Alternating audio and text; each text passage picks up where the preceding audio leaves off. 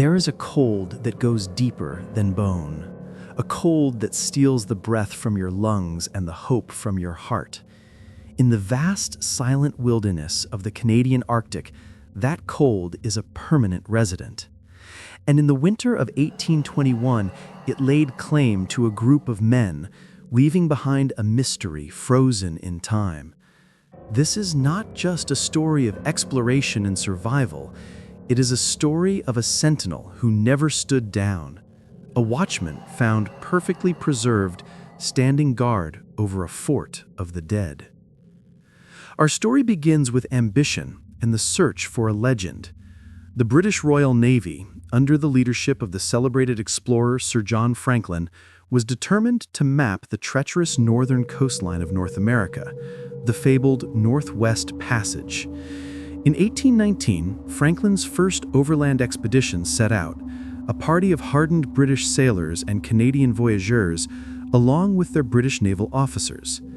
Their mission was to travel from the shores of Hudson Bay to the Arctic Ocean by canoe and on foot, a journey of unimaginable hardship.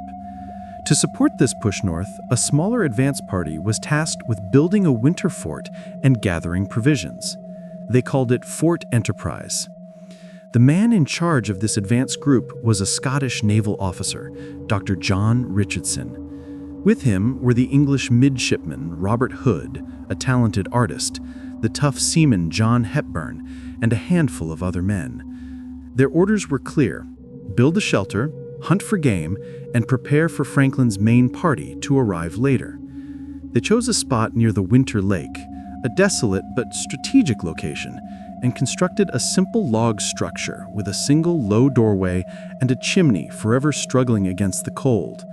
The walls were chinked with mud and moss, but the wind always found a way in. The Arctic winter descended upon them like a shroud, bringing with it a darkness that lasted for months and temperatures that could freeze mercury solid. Life at Fort Enterprise was a daily battle against starvation and despair. The caribou herds they had relied upon had vanished, migrating to grounds unknown. Their supplies of pemmican, a dried meat and fat mixture, dwindled to nothing. They were reduced to boiling old bones for soup, then chewing on the leather of their own shoes, their gums bleeding, their bodies consuming themselves from within. Robert Hood, the young artist, grew too weak to even hold his pencil. The men's uniforms, once proud symbols of the Royal Navy, hung from their emaciated frames in tatters. The silence of the fort was broken only by the moan of the wind and the ragged coughs of men succumbing to scurvy and hunger. It was during this desperate time that the first threads of the horror began to unravel. Suspicion and paranoia, born of starvation, festered in the close, foul air of the cabin. The expedition had hired Iroquois and French-Canadian voyageurs as guides and hunters, but with no game to be found, tensions mounted between the British officers and the voyageurs. Accusations were whispered. Some of the voyageurs were suspected of hoarding food, of secretly butchering and eating animal skins they had been saving. The strict hierarchy of the Royal Navy began to crumble under the primal need to survive.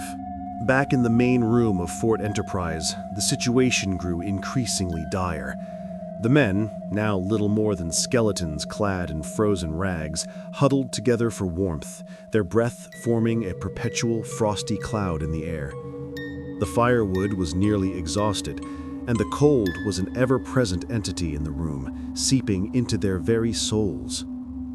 Midshipman Hood, once vibrant and skilled with his sketches, now lay in a corner, his body too weak to shiver, his eyes hollow.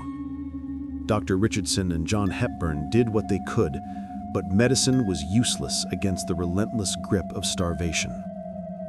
The breaking point came with a sound that was both horrifying and, in their state, tantalizing.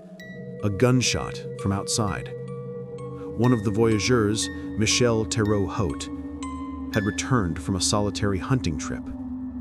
He had not brought back caribou or ptarmigan. Instead, he carried the body of one of their missing companions, a voyageur who had supposedly gotten lost days before. Michel claimed it was an accident, that he had mistaken the man for a bear in the fog. But the look in his eyes and the careful butchery of the body told a different, more sinister story. He had not just found food, he had hunted it. A grim silence fell over the fort. Michel offered meat to the starving men. Some, like the ailing Hood, refused, turning their faces to the wall in revulsion and despair. Others, their survival instinct overriding all humanity, accepted the grisly offering. The act of cannibalism, once unthinkable, had now been introduced into Fort Enterprise. A moral line crossed that would forever stain their souls.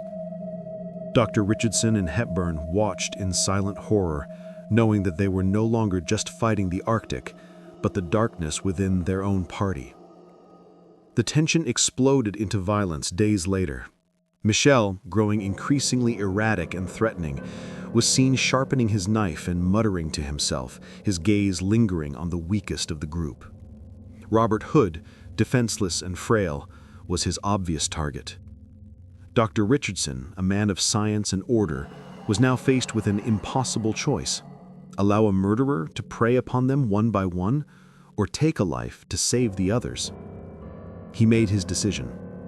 Taking Hepburn aside, he confided his terrible conclusion. Michel was a danger to them all and could not be allowed to live. Later that day, as Michel stood over Hood with a sinister intent, Richardson raised his pistol.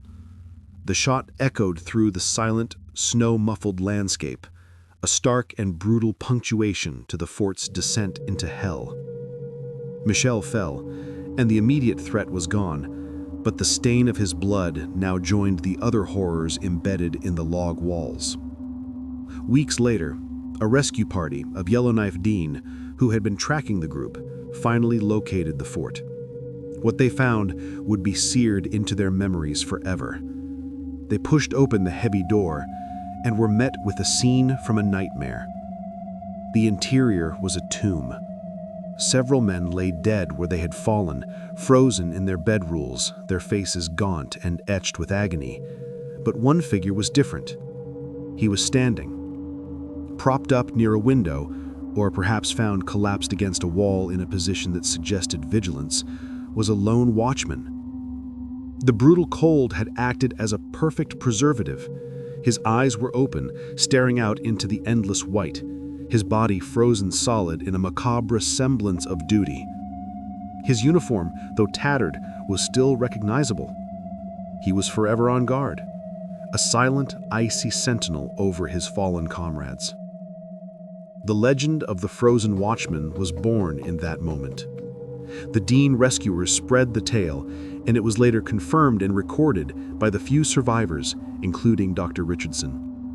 They had found a man standing at his post, a final, chilling testament to the discipline of the Royal Navy and the unspeakable price of Arctic ambition. The image was too powerful, too haunting to be forgotten.